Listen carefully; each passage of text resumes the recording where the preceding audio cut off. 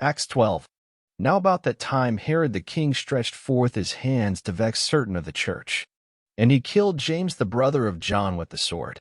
And because he saw it pleased the Jews, he proceeded further to take Peter also.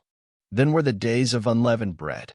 And when he had apprehended him, he put him in prison, and delivered him to 4 quaternions of soldiers to keep him, intending after Easter to bring him forth to the people. Peter therefore was kept in prison, but prayer was made without ceasing of the church unto God for him. And when Herod would have brought him forth, the same night Peter was sleeping between 2 soldiers, bound with 2 chains, and the keepers before the door kept the prison. And, behold, the angel of the Lord came upon him, and a light shined in the prison. And he smote Peter on the side, and raised him up, saying, Arise up quickly. And his chains fell off from his hands. And the angel said unto him, Gird thyself, and bind on thy sandals. And so he did. And he saith unto him, Cast thy garment about thee, and follow me. And he went out, and followed him, and wist not that it was true which was done by the angel, but thought he saw a vision. When they were past the first and the second ward, they came unto the iron gate that leadeth unto the city, which opened to them of his own accord. And they went out, and passed on through one street, and forthwith the angel departed from him.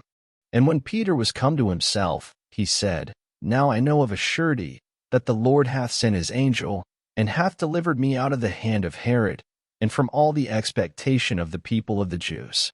And when he had considered the thing, he came to the house of Mary the mother of John, whose surname was Mark, where many were gathered together praying. And as Peter knocked at the door of the gate, a damsel came to hearken, named Rhoda. And when she knew Peter's voice, she opened not the gate for gladness, but ran in, and told how Peter stood before the gate. And they said unto her, Thou art mad. But she constantly affirmed that it was even so. Then said they, It is his angel. But Peter continued knocking, and when they had opened the door, and saw him, they were astonished. But he, beckoning unto them with the hand to hold their peace, declared unto them how the Lord had brought him out of the prison. And he said, Go shew these things unto James, and to the brethren. And he departed, and went into another place.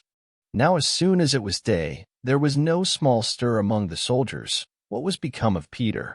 And when Herod had sought for him, and found him not, he examined the keepers, and commanded that they should be put to death. And he went down from Judea to Caesarea, and there abode. And Herod was highly displeased with them of Tyre and Sidon, but they came with one accord to him, and, having made Blastus the king's chamberlain their friend, desired peace, because their country was nourished by the king's country. And upon a set day Herod, arrayed in royal apparel, sat upon his throne, and made an oration unto them.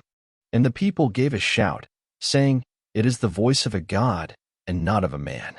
And immediately the angel of the Lord smote him, because he gave not God the glory, and he was eaten of worms, and gave up the ghost. But the word of God grew and multiplied. And Barnabas and Saul returned from Jerusalem, when they had fulfilled their ministry, and took with them John, whose surname was Mark.